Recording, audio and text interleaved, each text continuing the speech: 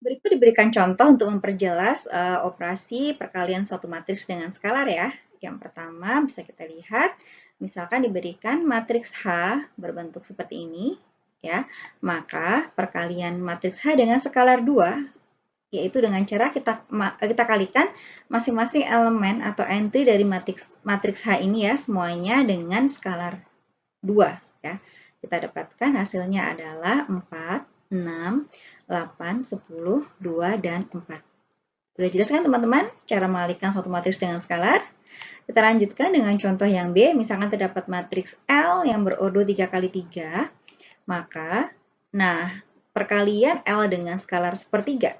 Artinya berarti setiap elemen atau entry dari matriks L kita kalikan dengan 1/3. Ya, seperti ini caranya. Kita dapatkan hasil matriksnya adalah 4, 10, 5, 0, 8, 6, 1, min 1, dan min 4. Baiklah teman-teman, kita lanjutkan untuk contoh soal yang C. Di sini diberikan matriks L seperti ini, dan skalar P yaitu 2, dan skalar Q bernilai setengah. Kemudian perkalian Q dengan L artinya setiap entry pada matriks L kita kalikan dengan Q yaitu skalar setengah ya. Semuanya kita kalikan setengah, maka perkalian Q ke L menghasilkan matriks seperti ini.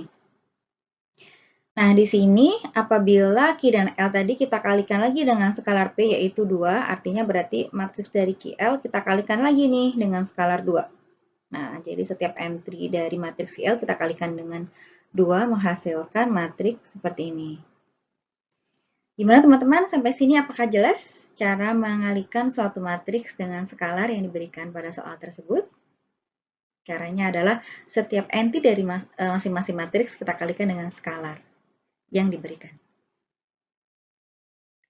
Oke teman-teman, tadi kita sudah belajar operasi perkalian matriks dengan suatu skalar tertentu yang diberikan. Nah, sekarang kita lanjutkan operasi pada matriks berikutnya, yaitu operasi perkalian dari dua buah matriks. Teman-teman, apakah ada yang tahu syarat yang dipunyai oleh dua buah matriks yang dapat dikalikan itu? Dan bagaimana cara mengalihkannya? Simak ya penjelasannya berikut. Misalkan matriks A yang berordo M kali N dan matriks B yang berordo N kali P, matriks A dapat dikalikan dengan matriks B jika yang pertama, banyak kolom dari matriks A ya, itu sama dengan banyak baris dari matriks B. Ingat ya. Yang kedua, hasil perkalian matriks A yang berordo M kali N dan matriks B yang berordo N kali P, misalkan matriks C. Nah, matriks C ini akan berordo M kali P. Nah, kemudian proses penentuan entry-entry hasil perkalian dua buah matriks akan dipaparkan seperti berikut. Ini adalah matriks A, M kali N, ya, dalam satu baris, misalkan A11, A12, A13, dan seterusnya sampai A1N, ya. Kemudian baris terakhirnya adalah AM1, AM2, AM3, dan seterusnya sampai AMN. Sedangkan matriks B dengan ordonya adalah N kali P, misalkan elemennya adalah B11, B12, B13, sampai dengan B1P, kemudian baris terakhirnya adalah BN1, BN2, BN3, dan seterusnya sampai BNP. Nah, cara mengalihkannya adalah dimana dinotasikan untuk entry dari matriks C tadi, yaitu CIJ ya, sama dengan AI1 dikali B1J ditambah dengan AI2 dikali dengan B2J ditambah dengan A13 dikali dengan A3J dan seterusnya sampai dengan A1N dikali dengan BNJ. Nah, teman-teman, untuk memahami penerapan dari operasi perkalian dari dua buah matriks ya, berikut diberikan masalah dalam soal cerita. Oke, saya akan bacakan. Suatu perusahaan yang bergerak pada bidang jasa akan membuka 3 cabang besar di Pulau Sumatera, yaitu cabang 1 di Kota Palembang, cabang 2 di Kota Padang, cabang 3 di Kota Pekanbaru. Untuk itu diperlukan beberapa peralatan untuk membantu kelancaran usaha jasa tersebut, yaitu apa saja? Handphone, komputer, dan sepeda motor. Di sisi lain, pihak perusahaan mempertimbangkan harga persatuan peralatan tadi ya. Lengkapnya diberikan rinciannya dalam data berikut. Yang pertama tadi cabang 1, 2, dan 3 dalam kolom ini. Berikutnya tadi adalah peralatan yang membantu kelancaran usaha ya, ada handphone. Ini adalah masing-masing per unit, komputer, dan sepeda motor. Di sini dalam satuan unit ya sudah diberikan angka-angkanya di sini. Selanjutnya harga dari handphone itu adalah 2 juta per unitnya, harga komputer adalah 5 juta, harga sepeda motor adalah 15 juta untuk masing-masing unitnya. Pertanyaannya adalah perusahaan ingin mengetahui total biaya pengadaan peralatan tersebut di setiap cabang. Jelas ya untuk permasalahan dalam soal ceritanya. Kita akan lanjutkan bagaimana pembahasan dari soal ini. Pertama-tama kita akan susun suatu matriks yang menggambarkan informasi pada data yang diberikan pada tabel tadi. Ya, misalkan C adalah matriks yang berisi jumlah unit setiap peralatan yang dibutuhkan di setiap cabang. Berikutnya D adalah matriks yang merepresentasikan harga unit setiap peralatannya. Nah, seperti berikut matriksnya berdasarkan tabel tadi ya. Nah, selanjutnya kita akan menghitung total biaya pengadaan peralatan tersebut di masing-masing cabang. Nah, untuk cabang yang pertama, maka total biayanya kita dapatkan 7 unit handphone tadi ya, dikali dengan biayanya yaitu 2 juta per unit, ditambah dengan 8 unit komputer, dikalikan dengan 5 juta harga per unitnya, ditambah dengan 3 unit sepeda motor, dikalikan dengan 15 juta harga per unitnya. Kita dapatkan total 99 juta rupiah untuk cabang 1.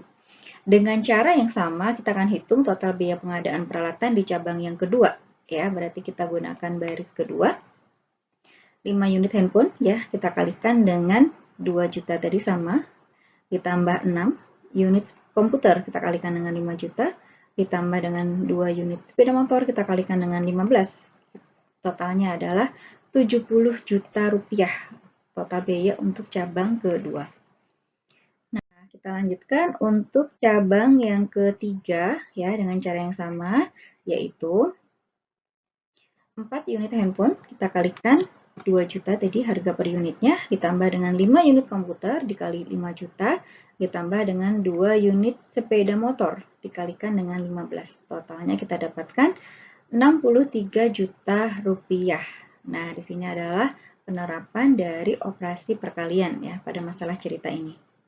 Jadi, total biaya pengadaan peralatan di setiap unit kita dapatkan yaitu nilainya yang pertama 99 juta rupiah untuk cabang 1, 70 juta rupiah untuk cabang kedua, dan 63 juta rupiah untuk cabang ketiga.